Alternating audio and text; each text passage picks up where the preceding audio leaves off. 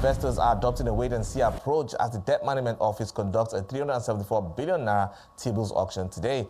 Meanwhile, they expect liquidity to remain tight and an increase in its top rates. Emmanuel Orji, a Treasury Team Member at Access Bank, joins me now for more on the markets. Thank you so much for your time on the show, Emmanuel. But let me get your take on how the market has fared so far this week.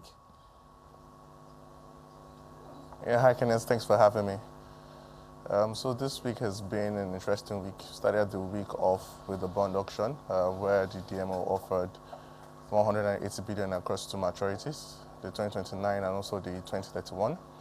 At that auction, we saw a decent subscription with over 389 billion being offered, but the DMO ended up selling 289 billion, with 80% of its allocation largely skewed towards the 2031.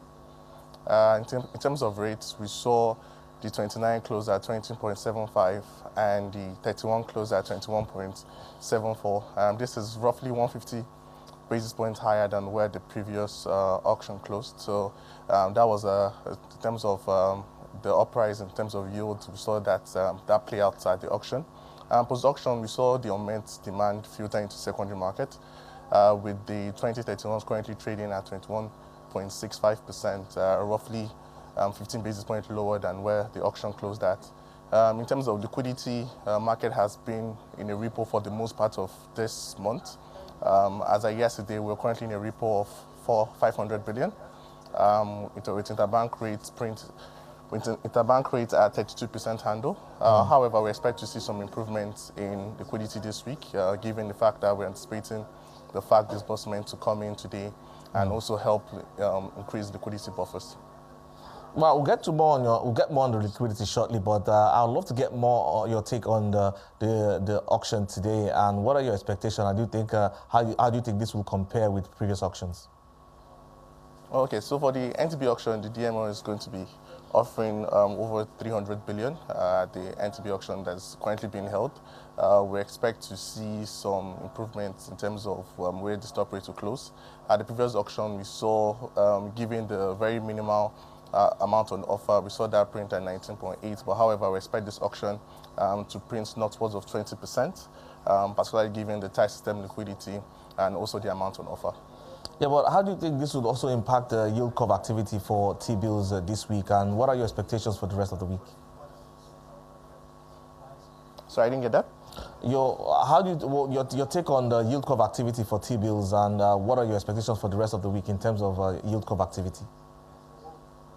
For the rest of the week, we expect to see some post-auction demand, depending on what plays out at the NTB market. Like I said, the FAC inflow should spur some activity in the fixed income market, not just the NTB market, but also on the bond space. But nevertheless, the elephant in the room remains if the CBN will be holding an OMO auction this week that will take out that system liquidity. That might definitely dampen the outlook for the week. Yeah, but in terms of the rest of Q4 then, what are you seeing system liquidity? Sorry, I didn't get that. For the rest of Q4 though, how are you looking at system liquidity? Your outlook? Okay, so for the rest of Q4, we expect to see the CBN keeping a tight hold on liquidity. If you look at if you even watch the body language of the CBN governor at the just concluded MPC meeting, he made mention in the fact that he's looking to sustain that contractionary measure moving forward. So we expect to see more aggressive CRR debits. We expect to see more auction, particularly given inflation outlook. We don't know that given the recent or subsequent consecutive increase in fuel prices, we expect to see inflationary pressures continue, and this will definitely lead to more hawkish stance from the Apex Bank. Let's go to bonds now, and I see that there was some marginal buying interest for bonds there. What's your take for what we can expect going into next week? Sorry, I didn't get that. For bonds, we are seeing some marginal buying interest for the bonds there, but what's your take going into next week? What can we expect? So for the bond market, we expect to see some cautious trading, despite this post-auction demand that we have seen this week. Heading into Q4, we expect to see more cautious trading, as it seems that despite the reduction in size by the DMO at these auctions, they continue to oversell oversell from what they are looking to offer. So we expect to see more supply coming into the bond market in Q4, and we expect to see rates maintain this current level of 20-21% handle. But for money market rates, now, what's your outlook going forward then? My outlook for? For the money market rates. Sorry, I didn't get that. What's your outlook for the money market rates going forward? Okay, for the money market, like I mentioned this week, we expect the FAC inflow to come in, which will most likely improve stem liquidity. But like I said, any CRR debits on Friday or any more auction might also dampen that liquidity. And in Q4 as well, we expect to see, we're not expecting a lot of maturities in Q4. We're not expecting a lot of coupon payments in Q4 as well. So we don't expect to see any significant improvements in system liquidity. But however, whenever there is that monthly FAC payments, whenever there's that significant liquidity inflow that might come in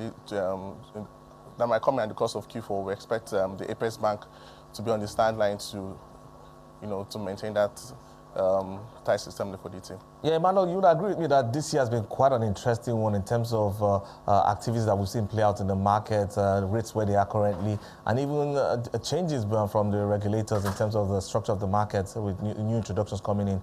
But what would you say has been your assessment of the Q4 so far, the fourth quarter? So I'm really struggling to hear you.